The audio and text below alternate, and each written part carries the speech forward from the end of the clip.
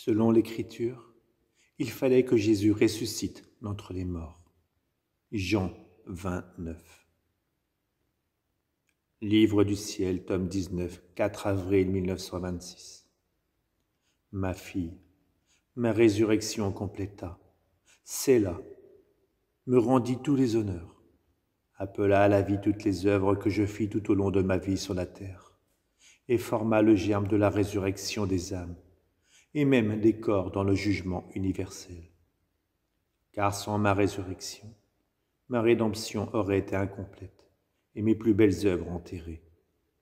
Ainsi, si l'âme ne ressuscite pas entièrement dans ma volonté, ses œuvres restent incomplètes.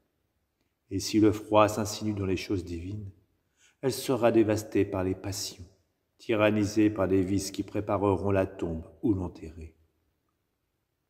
Puisque sans la vie de ma volonté, il n'y aura plus ce qui ranime le feu divin, ce qui tue d'un seul coup toutes les passions et ressuscite toutes les vertus. Ma volonté est plus qu'un soleil. Elle éclipse, féconde tout. Elle transforme chaque chose en lumière et forme la complète résurrection de l'âme en Dieu. Le livre du ciel, tome 6, 17 décembre 1903. Me trouvant dans mon état habituel, je vis brièvement Jésus béni avec sa croix sur les épaules, pendant qu'il rencontrait sa très sainte mère.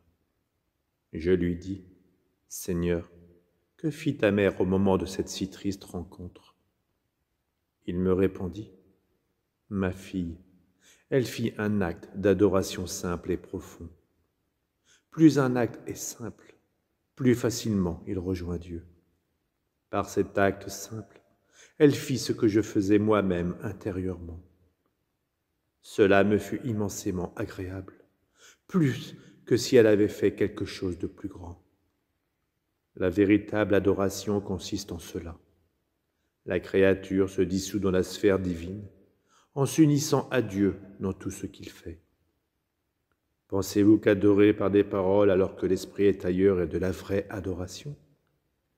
Dans ce cas, la volonté est loin de moi. On m'adore en exerçant l'une de ses facultés pendant que les autres sont dispersées. Non, je veux tout pour moi, tout ce que j'ai donné à la créature.